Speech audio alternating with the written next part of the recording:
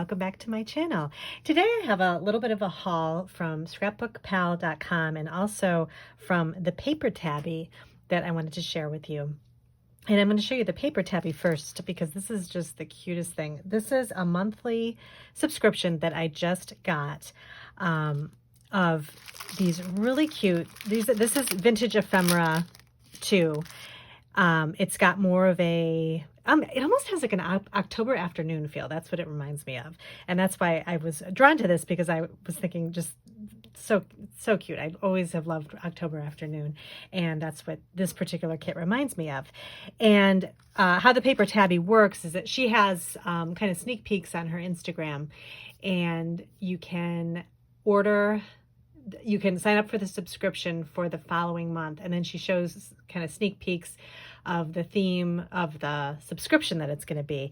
So for this is I think this was August subscription, and this is a school theme, and then I'm not sure what next month's is going to be, but if you sign up now you can get next month's subscription. So really fun. I haven't even gone through it all yet, so I'm going to go through it just on camera here right now and kind of show you what's included in the package. The packaging is so cute.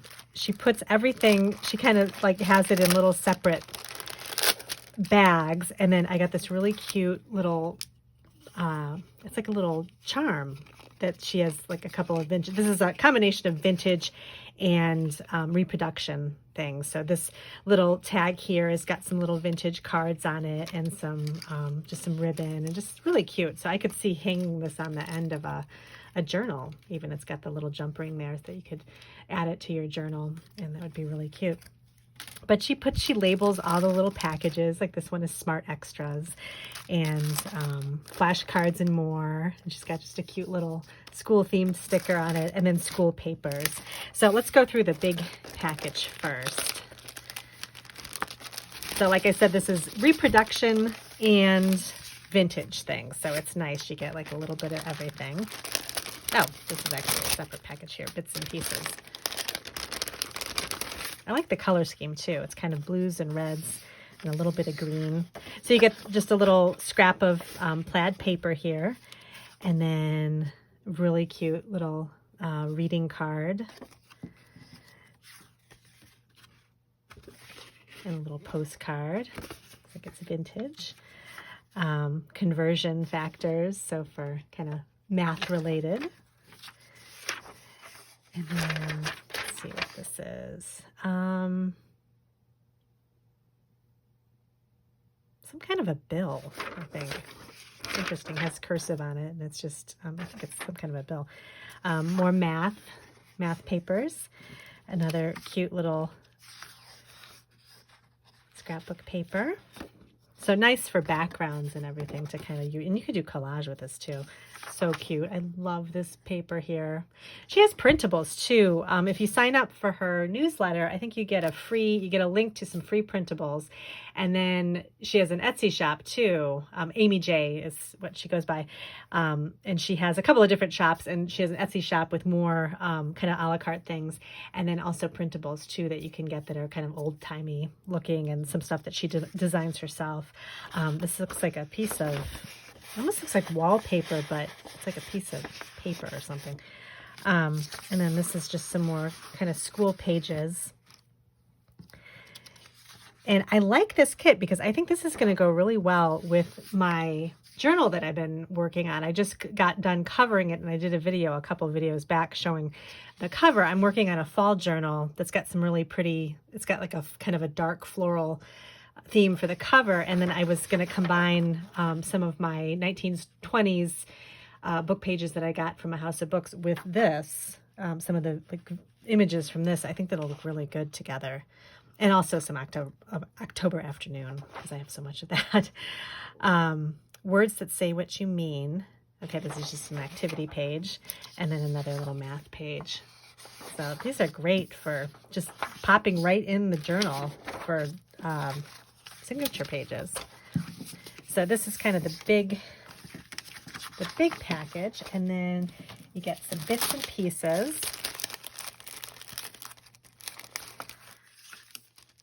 So there's like a couple little pieces of ephemera, a little stamp, Just some all kind of school theme stuff, a little milk cap, really cute. This is the flashcards and more.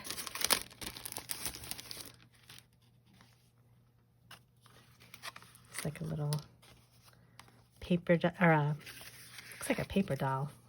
Yeah, just like kind of a cutout of a little girl. Some flashcards, different word flashcards, number flashcards. Ooh, a report card. And then kind of some background cards. And this is nice, this tab, looks like a vintage tabbed, oh yeah, for some, it says English on it, so it must have been from like a school book or a school notebook or something.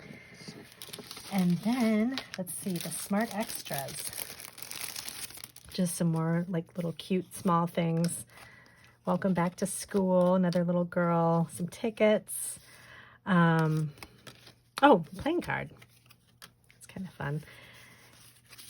And then typewriter, library card. So really cute. So I am excited to work with this kit. I just subscribed to it, so next month's kit should be, I think they mail it out at the beginning of each month, so I should be getting it next month. I forget what the theme is.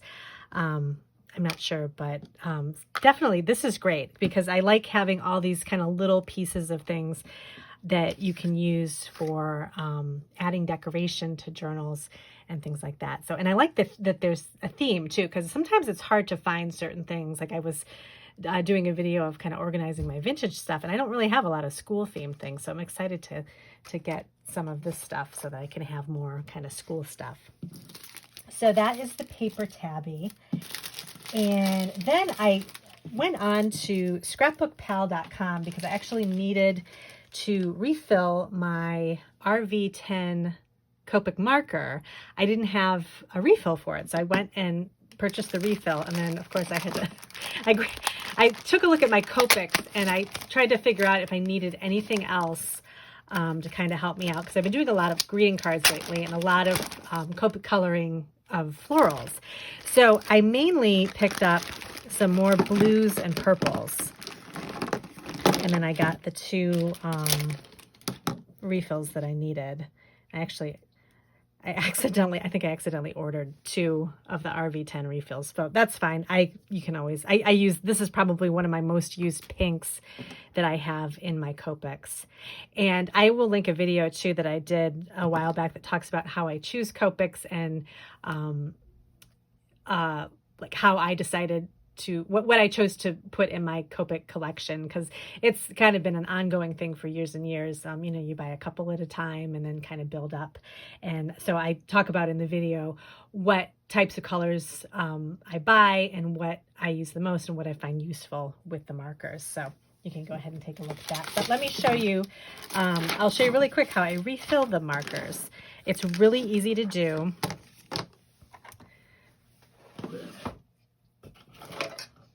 I actually have,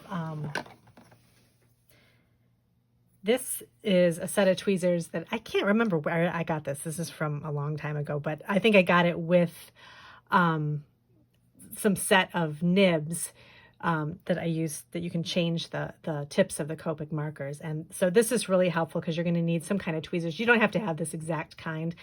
You can just have some other just regular tweezers or craft tweezers to use to open up the marker so that you can put the refill in. So I'm just going to open this up real quick. It comes with like a plastic covering on it. So this is the RV10, and I think you get about 5 or 6 refills from this. So you buy the marker and you use that all up, and then you've got the refills, and the refills cost about as much as the marker does. So it's really, I think it's pretty cost effective. So what I'm going to do is just, you can see here, the tip is pretty white, the brush tip here. So I'm just going to go ahead and take off the nib here. Actually, I'm going to use a different set of tweezers. These are flat edge tweezers. I don't want to damage the brush here. So you pull that out like that. And then you see the opening there, and then you just put the little end of the refill right in there. and you just squeeze until you squeeze out about 1.5 to 2 milliliters.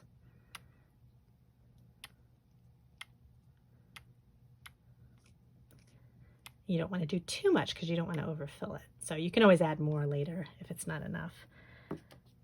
And then you just pop the nib back in.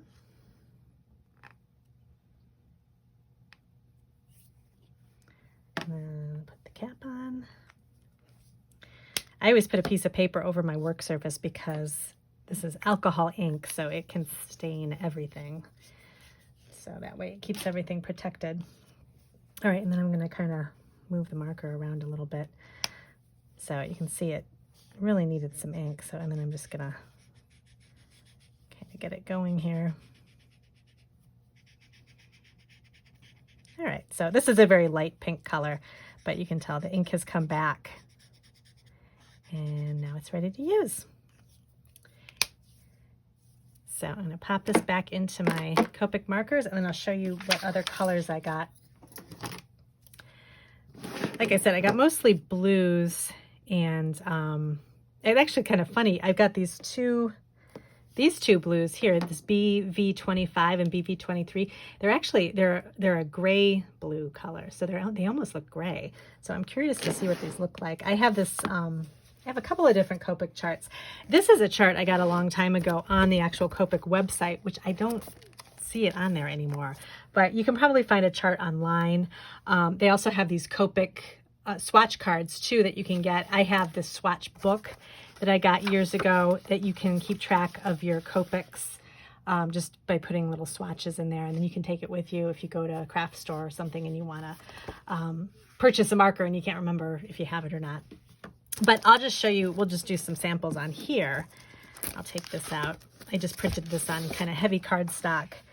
And let's see. So let's see, this is BV 23 and 25. So let me find it here.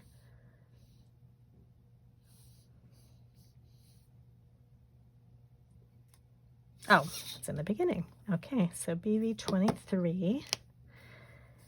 That's this one.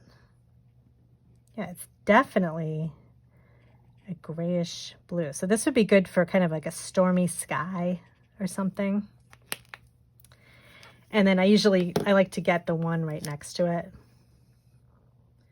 And this is just a little bit darker, so I would use this for shadowing.